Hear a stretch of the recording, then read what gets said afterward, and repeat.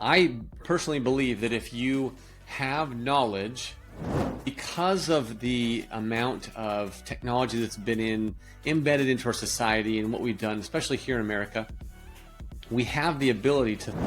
There's also a dark side to knowledge. And this stems from two basic principles. The first that I see is there are three types of knowledge. The first one is when you know who you are and how you operate, when you jump into a scenario, you might recognize the way that we get into ruts and habits and routines of our lives is to. If you act like and operate in your life like you don't know the situational things, I promise you and can guarantee you, you will have. When you get into a situation and you find out what's happening, what other people need and what other people want, then you'll find. And that's one of the reasons why I love intentionality, because I want to help you see that with intention, you can get anything you want if you're willing to be intentional. Welcome to the Intentional Way, where literally every moment is a step towards purposeful living. I'm Bryan Hatch, here to explore the power of intention with you. Learn from our guests who embody intentionality. I'm glad you're here with me. Let's get started. Welcome to another episode of The Intentional Way. I'm your host, Bryan Hatch, and today's another session I like to call Solo with Intention, where I speak about a different topic that matters to me in the world of intentionality. And the hope and the intent is that it brings value to your life. It gives you some way to implement intentionality in your life a little differently than other episodes do. Obviously, when we have a guest on and they can tell you about how they've been intentional and what they're doing and what matters to them, those are beautiful sessions. They're some of my favorite conversations I've had in this life, and so I love them. And this is a different way. This is a different mechanism to get into you, into your heart and your mind and in who you are, so that you can implement intentionality in a positive way. Now, one of the topics that has been on my mind a lot lately is this notion of knowledge. And knowledge, if you look at, depending on where you do your research or where you look up your stats, I've found many different places that say that the online education, higher learning and education, corporate education, even children education, all of the education, if you combine that in, and there's some people call it knowledge commerce. There are a lot of different ways you can define knowledge and learning and education. And I don't know how to look at it worldwide, but if I look at least what happens in the United States, in the stats I've found, it looks like in the next few years, it could be, when you combine all of those things, like $10 trillion type of an industry. Now, I don't think that all of it is just commercial purposes. I think that there's a lot of social, governmental, business. There's a lot of mix in all of that. So if you want to break it down, it would look differently, certainly. But depending on where you want to look at it, it still is a massive industry. It's a huge place. I know some organizations that are more philanthropic, that their goal is to go into different countries and to educate the people. I personally believe that if you have knowledge, you're all the better for it. I do think that knowledge is something that we all should attain to grow and increase, but recognize that not everybody wants everything. And there's this sense of some people talk about, well, I'm happy with what I have. Enough is enough. And that's fine too. To each person that walks this life, you can live it how you want to. And still, there are certain baselines of knowledge that, if not understood, limits what you can do. And you might tell me that someone's in an indigenous tribe that's still hunting and gathering from the land is a beautiful life. And I would say you're right. It's a beautiful life. And depending on what they want out of their life, it may be a different situation. There are days that I would love to go back in time and just live primitively and, no indoor plumbing and just rough it, because life would be different and it'd be simpler in some senses. But because of the amount of technology that's been embedded into our society and what we've done, especially here in America, we have the ability to think more and to produce more of what we want. Or hopefully, I know that you can look at that from a societal perspective and say, hey, maybe it's a little different here. But so I stay on topic here. knowledge is important. Getting knowledge of different things is important. And so when you even look at the way that we produce books, online education, not just formal education in a school, high school or postgraduate school kind of scenario, it's not just that. There's a lot of things to learn. And I think that if we learn, it benefits us, because to read, it helps. It helps you think about what matters to you. And that's where I think learning about physical things, spiritual things, even how we live in this world, I think those are very useful things to think about. And when I think about staying in ignorance, that's not typically the best place to be. There are scriptures, there are things you can learn from an ancient perspective. And I have a belief in the ancient scripture that the more knowledge and understanding you can gain now, all the better. And there are mysteries. There are things that are, scientists. There are people that are trying to cure cancer. There's things that we're trying to learn that if you don't have the time and energy to focus, if you're worried about catching your meal today, you're not going to be able to solve some of those problems.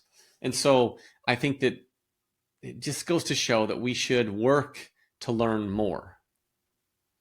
Now, as I drop back just a little bit and think about my life, I want to give you my convoluted, kind of interesting relationship with education, or with learning, if you will. I grew up in a middle-class home. I'm very happy about my childhood.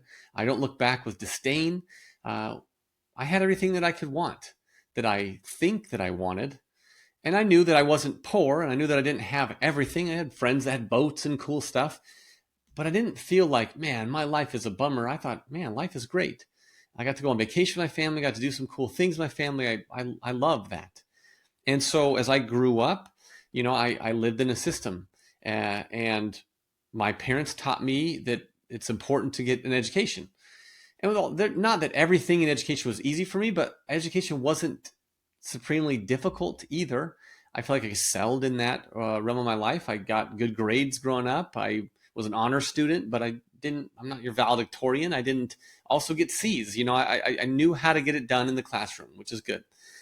And I'm glad for that. And you look back and there's some situational or societal issues that come from the way we taught back then about memorizing things. And we're seeing how that outcome is now.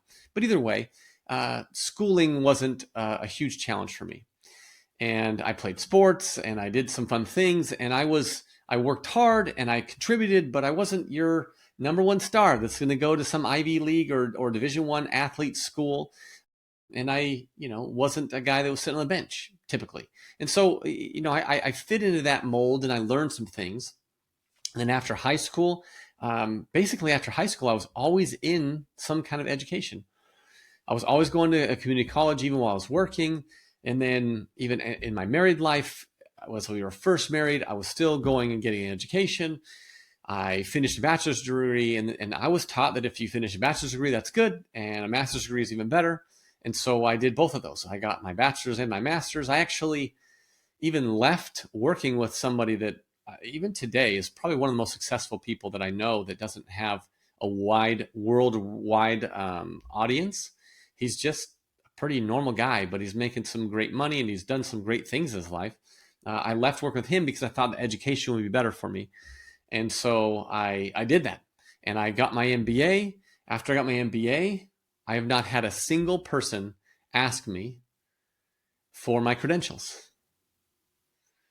I'm not saying it never comes up or no one's ever asked me about it, but I'm saying when they've asked me about what I can do for their business or how I can help them in my own business, they've never asked me if I have a degree. And I find that kind of interesting. So I've kind of seen a little different perspective, that I went through the gamut of education and it served me, but I don't think that I learned everything I could possibly learn by sitting in a classroom. I think I learned a lot more outside of the classroom. And that's one of those things that if I can go back in time and kind of think about what my life was like, I wish I could go back in time and have the knowledge I have now and change some things up. I wish I would have pushed harder. I wish I would have done great things that I think that only would have been dreams or wishes back then when I was younger, that I totally could have achieved. I believe that I could achieve if I went back in time with the knowledge I have now. And hopefully everybody feels that way to some extent. But I think that there's some things to learn in that. Now, outside of those formal education settings, I also have been working on personal development. There's a lot of people, one of my favorite guys that I first listened to is Zig Ziglar. There's Jim Rohn. There's some great classic Napoleon Hill, great classical people that have taught some great principles of growing and getting better and accomplishing what you want. And you don't have to accomplish what your neighbor wants. You can accomplish what you want. And I love those sentiments. And so I've paid tens of thousands of dollars working in those arenas to learn about self, personal, business, professional. I've also done certifications that help me with my profession, learning different trades and skills that are useful for what I do to serve businesses. And so all of those things I bundle into the education that I've had. And I think from the School of Hard Knocks, from the school in physical school, and from paying for a non-traditional education like you would in, books. There's tons of books that are published and that we read and that we pay to read. All of that goes into this industry, and I find it all relevant to this world of knowledge. Now, I'm getting to my point, so just hang on here because I think it's really, really relevant to what we're talking about. And to add a little bit more, one of my favorite guys that I learned from early on was Brendon Burchard.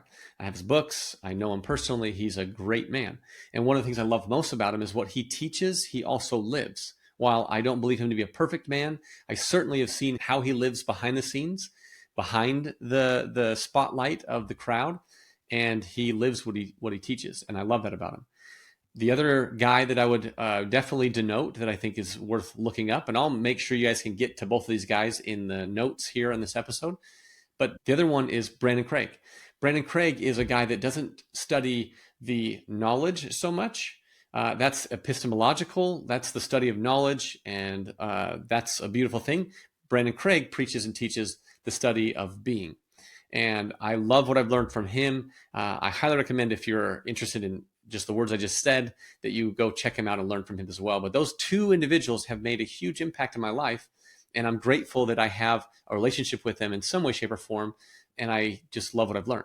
So those informal educations are also really useful, and I've paid money to do that.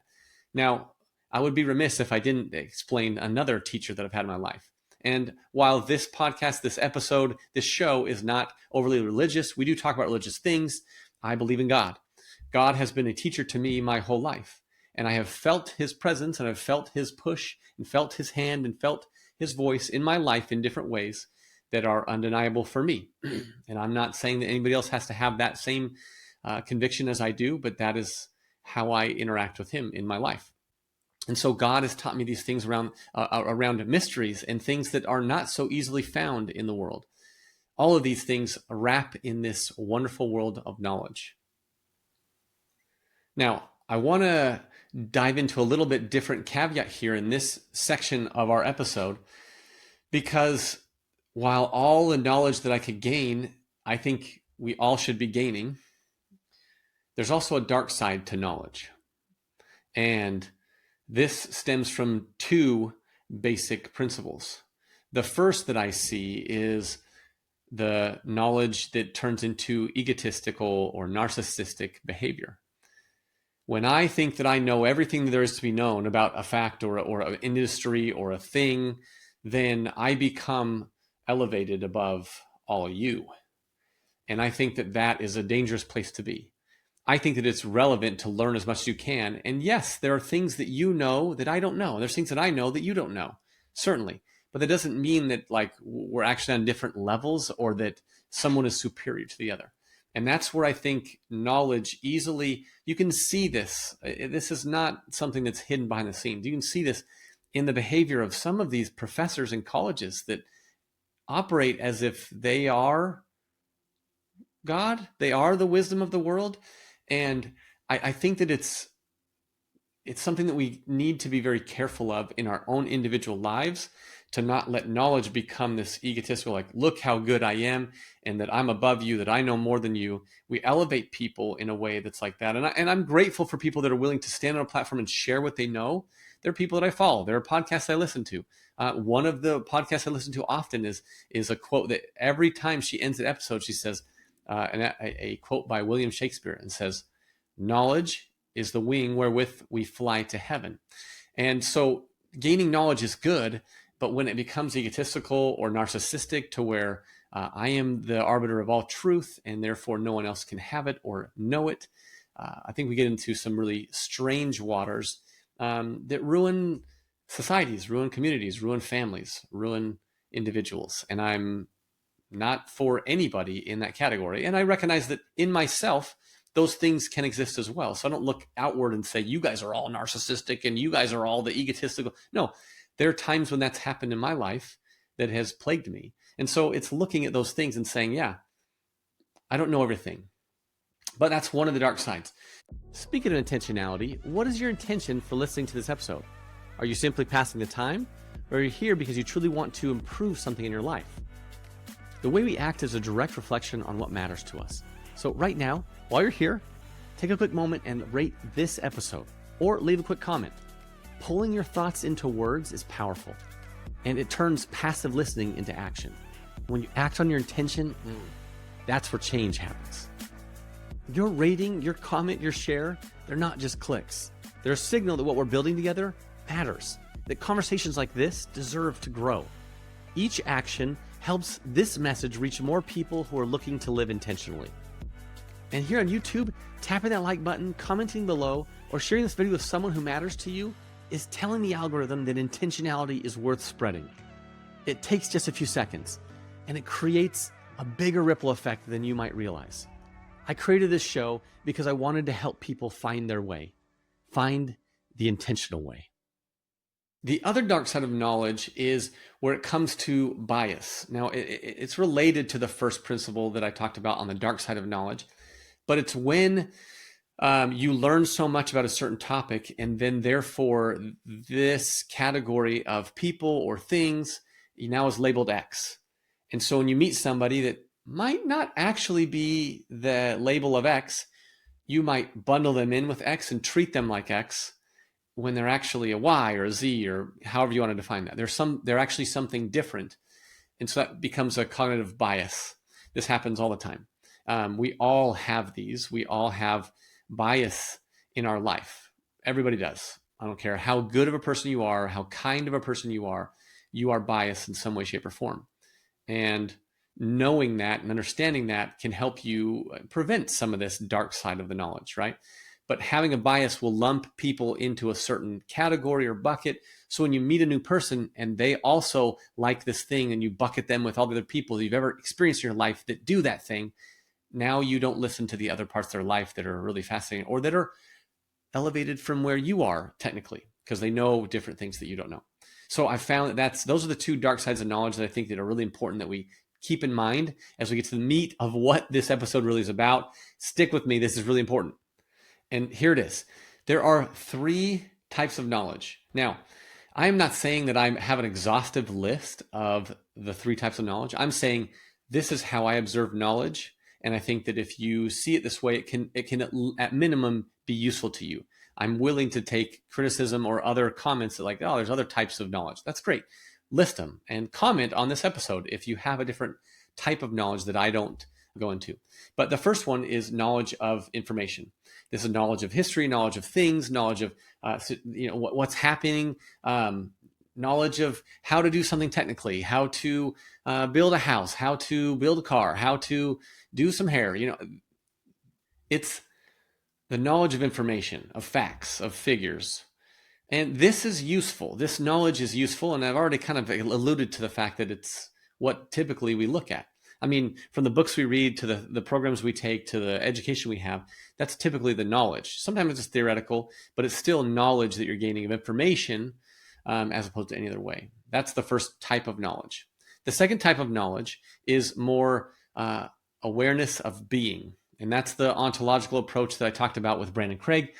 But when you look at this type of knowledge, it's awareness of who you are. And when you know who you are and how you operate, when you jump into a scenario, you might recognize like, oh, I have a bias towards these types of people. So when I go to this meeting, I need to be different. So it's like an awareness of who you are and how you are. Okay. That's the second type of knowledge. super useful. I do not lump those two categories of knowledge information, knowledge of who you are, how you are, of being, into the same category. They're different, they're separate, they have their strengths, and I think that you could look at both of them and see some valid reasons why it's different. Now, the crux of this episode here is this third type of knowledge, and it is situational knowledge. Okay, so situational knowledge, I believe, is completely different than the other two. Now, I know you have some awareness of who you are and how you are in the ontological approach, and then you've got knowledge of information as the first type of knowledge, but situational is different. See, when we're really great at both of the other two, or at least one of the two types of knowledge that I previously explained, then we have this kind of fog that appears in our lives. And what I mean by that is it overshadows this situational knowledge. When I know so much about it, I build houses, and I've built them for years. I've been building them for 40 years, and I'm the best guy in my state on building houses. Okay, great. Well, because of that knowledge, sometimes you walk into a situation and you already know. You already know all the things. Okay. And if you're aware of who you are, then you already know how you're going to operate and how you're going to ask some questions and how, like that. Those are good too, but they overshadow situational knowledge. All right. So if I can put this in, like, it's out of theory and onto the ground here for us, let's land the plane for just a second here. Wherever you are right now, you're listening to this, maybe you're at your desk, maybe you're on your phone, maybe you're driving your car, maybe you're on a run. I don't know where you are listening to this episode right now. Maybe you're working out, or maybe you're somewhere else that you're supposed to be. Maybe you're in a meeting and you're listening to this instead. I don't know what it is, but that situation you're in, how much do you know? Just think about that. I'm going to pause on purpose because I want you to think about the situation you're in right now, the one you're living right now, you're present to. How much do you know about that situation?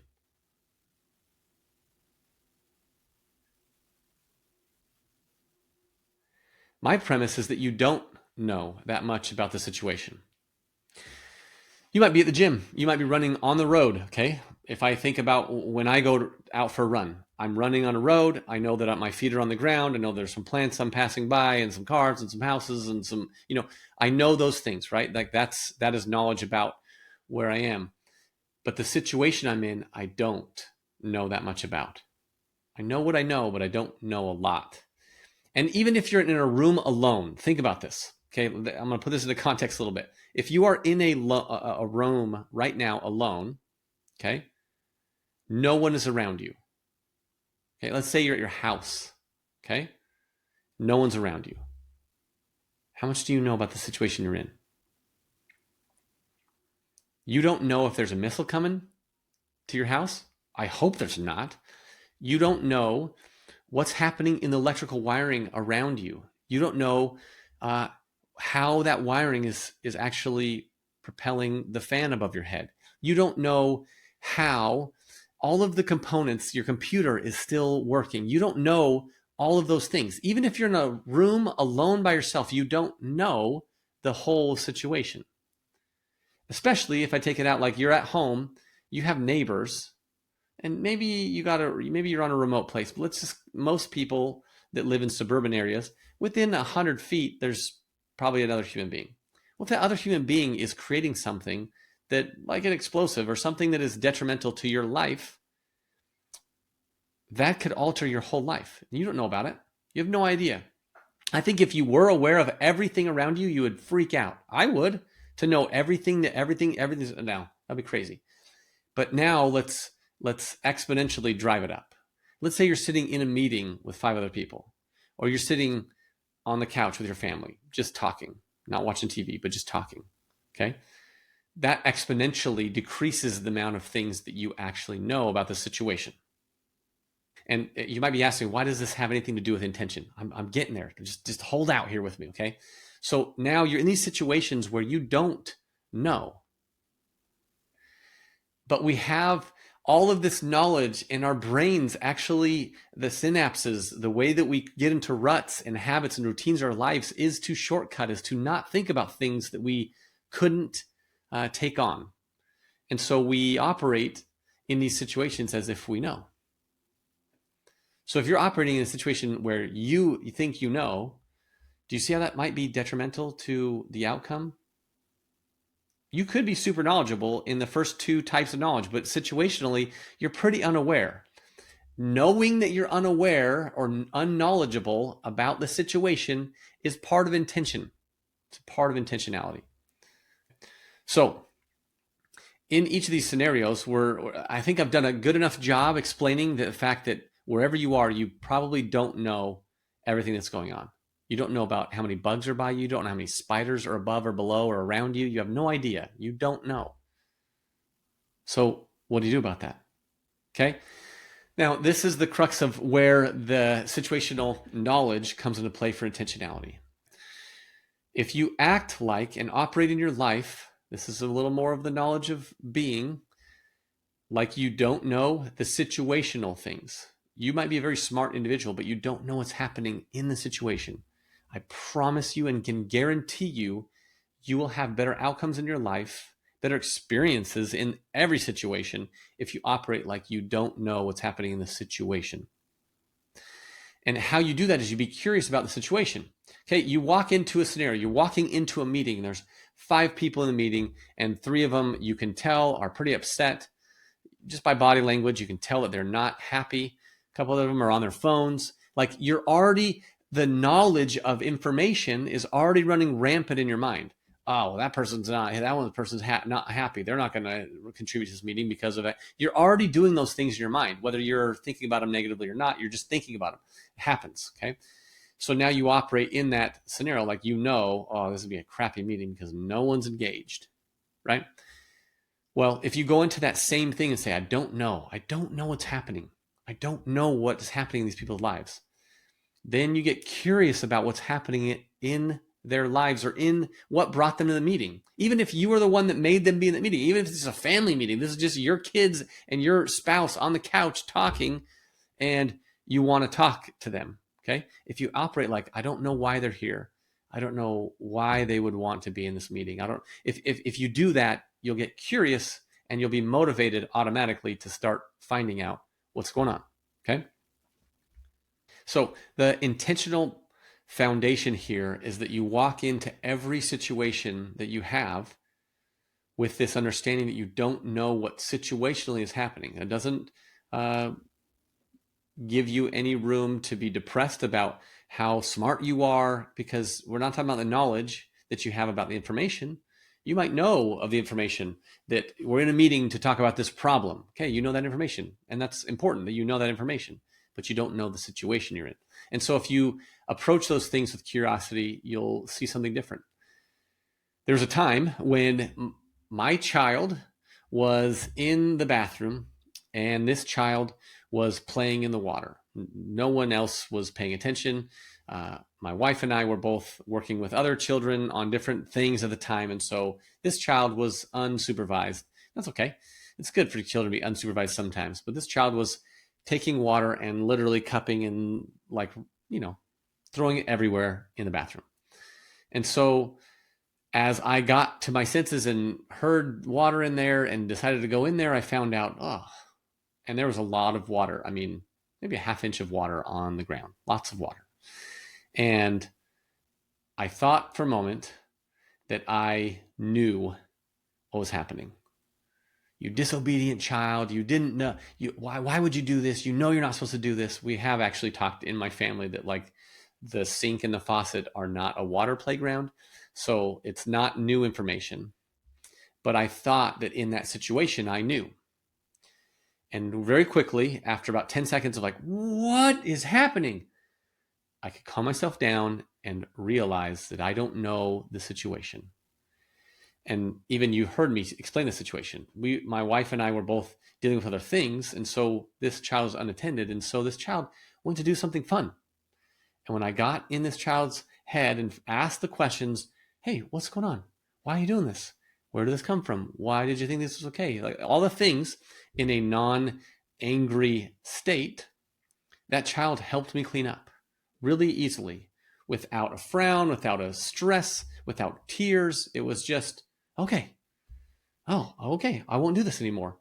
as opposed to it could have been catastrophic. I could have, yelled and screamed and got all angry. But I say that because if I had thought that I knew what was going on, I knew you knew not to do this, then it would have changed and altered the outcome that I got. And so what I'm challenging you to do in this episode here, okay, for the next day, starting from here, 24 hours, okay, and I know you're going to have sleep in the middle of that at some point, I want you to just walk into every place you go saying, I don't know what's happening in this situation. That's your prompt. Every time you walk into a room where there's other people, you see another human being, just for the next 24 hours, I want you to think, I don't know what's happening in this situation. You don't know what's happening in their head. You don't know why they're there. You don't know what happened to get them on the couch, to get them into the meeting, to get them in this situation, to get them in the car. You don't know why they're there. Even if you think you do, you don't. And if you operate that way and start asking the questions from a curiosity standpoint, you're going to find some magic. I'm telling you, you're going to find some really beautiful conversation, really beautiful connection, really beautiful understanding of what's happening, to where your skill sets in this third type of knowledge, in the situational knowledge, will go up. But it only goes up one at a time. You'll get good at doing the thing, but every time you walk into a situation, you're still going to act like you don't know. Not that you're ignorant, but that you don't know what's happening in the situation.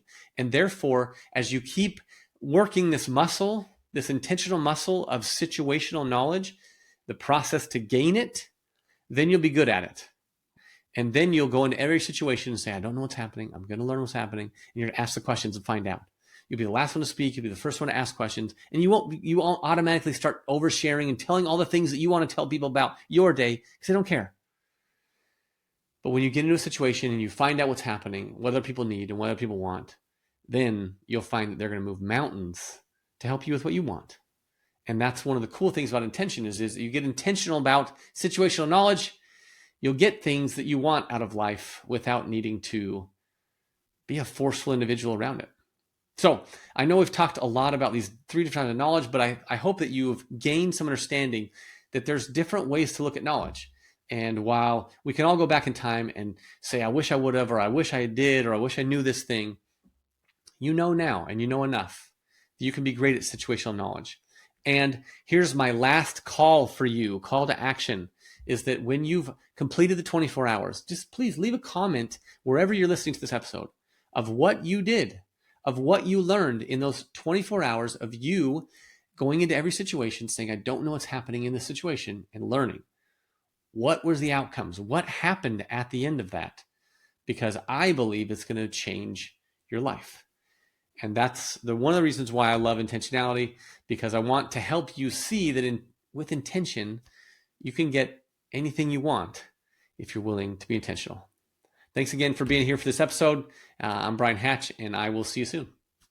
Thank you for joining us on The Intentional Way. I'm Bryan Hatch, and it's been a true privilege to share this time with you. If today's episode has inspired you in any way, shape, or form, please subscribe, follow, and download our episodes. Your support not only helps us grow, it also enables us to bring more insightful conversations and exceptional guests right to you. Living intentionally begins with a single step, yours. So let's make the most of it. Until next time, seek intention by being completely present.